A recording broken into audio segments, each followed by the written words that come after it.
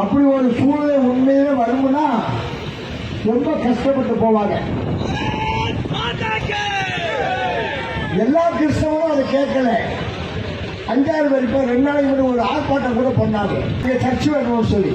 அதில் ஒரு சூழ்நிலை இருக்குமானால் அது இந்துக்கள் அதை ஏற்றுக்கொள்ள மாட்டார்கள்.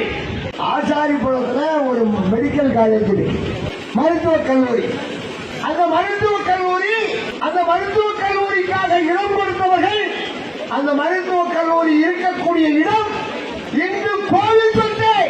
நம்ம போட்ட தர்மம் இருந்துட்டு போட்டு கோவில் சொத்துன்னு சொல்லி, அந்த கோவில் சொத்துல கோவில் தானே இருக்கும். விநாயகர் கோயில், சாஸ்தா கோயில், ஏன்னா அது காவு.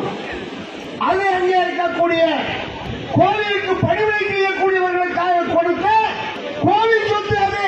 அதே மருத்துவக் கல்லூரி அங்கே 2-3 கட்டடம் தொல்லியல் துறையால் பாதுகாக்கப்பட்டிருக்கிறது. சகோதரர்களே, எனக்கு அது கவர்மெண்ட் மெடிக்கல் காலேஜ் இருக்கு. நானும் தொழில் எடுத்த மசூதியும், நான் மெடிக்கல் காலேஜ் எனக்கு ஒரு ஜபம் எடுக்கணும்னு சொல்லி சர்ச்சோ வைக்க முடியுமா? அது கோவில் சொத்து, இந்து கோவில் சொத்து, அது இந்துக்களுடையது. அதான் ஒரு கட்டடத்துல சிலுவை போன்ற ஒரு அமைப்பு இருக்கு. ஆகையினாலே அது சர்ச்சாக செயல்பட்டது என்று சொல்லி ஒரு புரளியை உண்டு பண்றான். உண்மையே சில ஆளுகள் போட்டிருப்பாங்க கழுத்துல நங்கூர மாதிரி. அந்த நங்கூரத்தினுடைய அடையாளம் தான் அது. அதுவும் அந்த கட்டடம் தொல்லியல் துறையுடைய பாதுகாப்பில் இருக்கிறது.